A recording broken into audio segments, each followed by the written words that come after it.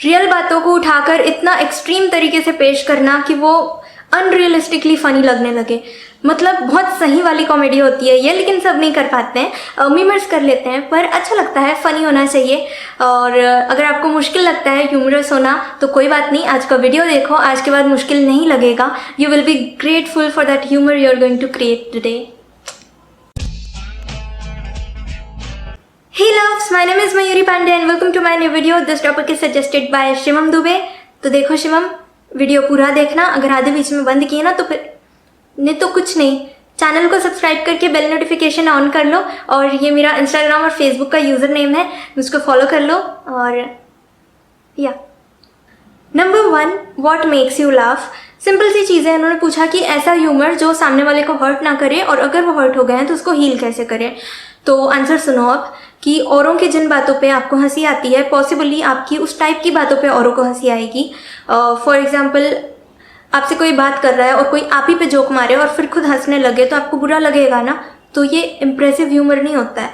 मतलब हर कोई कपिल शर्मा और ऐसा अर्चना पूरन सिंह नहीं होते हैं कि आप जज कर रही हो तो आप ही पे बोलूँगा, तो उससे बात कर रहे हो तो उसी की बेइज्जती करोगे, उसके ड्रेस को लेकर, उसके बालों को लेकर कुछ भी आप बोलोगे तो वो चिढ़ेंगी। भले वो लाइन आपके लिए फ़नी होगी, बट बिकॉज उनको टारगेट किया है तो उनको बुरा लगेगा और आपको समझ में भी आ जाएगा कि बुरा लग रहा है। फिर आप सॉरी बोलोगे तो उसका कोई मतलब नहीं है सॉरी कहने का।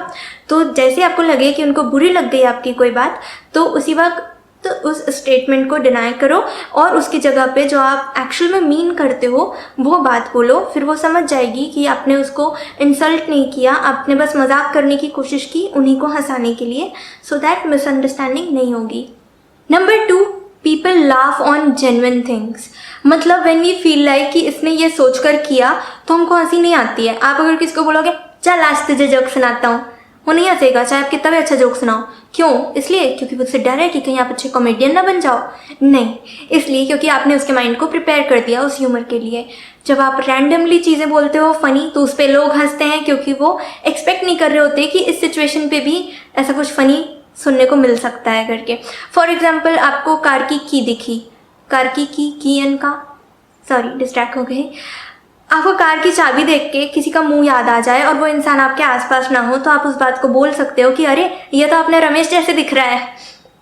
मेरी बहन मुझे बरबट्टी बोलती है and it's funny because it's real and extreme. मतलब मैं मान ही नहीं सकती कि मैं बरबट्टी जैसी दिखती हूँ, लेकिन वो रियल है और वो मतलब इतना एक्सट्रीम तरीके से बोलती है कि मुझे हंसी आती है। मतलब I don't feel hurt, I find it funny. But ऐसी चीज़ें सेंसिटिव लोगों को ना बोलें। Number 3, people laugh when they feel connected. एक टाइम था जब कोई कॉमेडियन अगर बॉलीवुड स्टार की मिमिक्री करता था तो सब हंस देते थे, क्योंकि उस टाइम पे वो कनेक्टेड फील करते थे। अब तो सारा मोह हट गया, अब तो मतलब कुछ पड़ी ही नहीं है। अब स्टार से कौन कनेक्टेड फील करता है? तो अब कितनी भी कोई मिमिक्री करे अच्छी बॉलीवुड स्टार की, कोई नहीं हंसता है।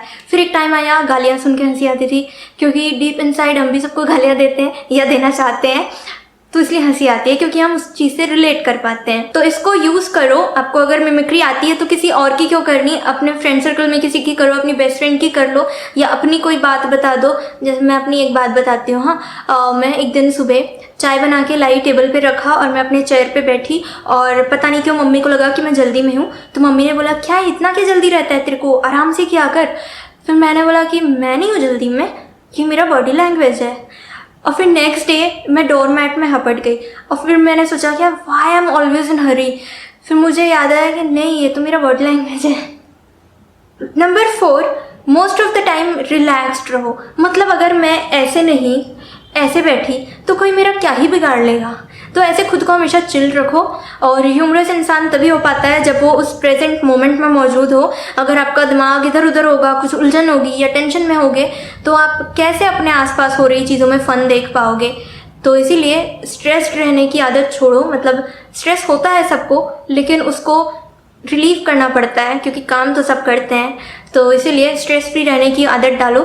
यार दुनिया में आए हो जीने के लिए, 70-80 साल जियो और निकलो यार यहाँ से, क्या इतना सोचते रहना हर चीज़ को। नंबर 5, ह्यूमर का मकसद सिर्फ हंसाना होना चाहिए, किसी को नीचा दिखाना नहीं।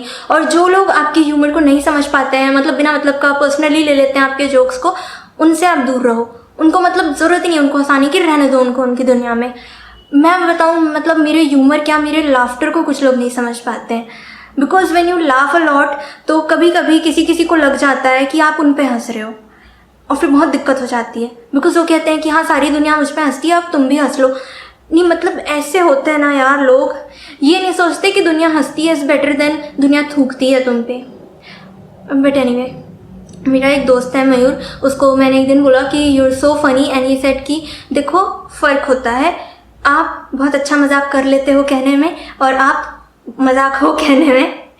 एनीवे, और आज की वीडियो में कोई कमेंट शॉर्ट आउट नहीं है, लेकिन अगर कमेंट अच्छा लगा तो आप प्लीज़ कमेंट करो। और कोई टॉपिक वीडियो है आपके पास सजेस्ट करने को, या आप चाहते हो कि मैं किसी टॉपिक पे वीडियो बनाऊं, तो प्लीज़ मुझे बताओ कमेंट करके। एंड लाइक करो, इस वीडियो को शेयर करो, ताकि हमारा भी तो सब्सक्राइबर बढ़े ना, तो इसीलिए लव यू ऑल।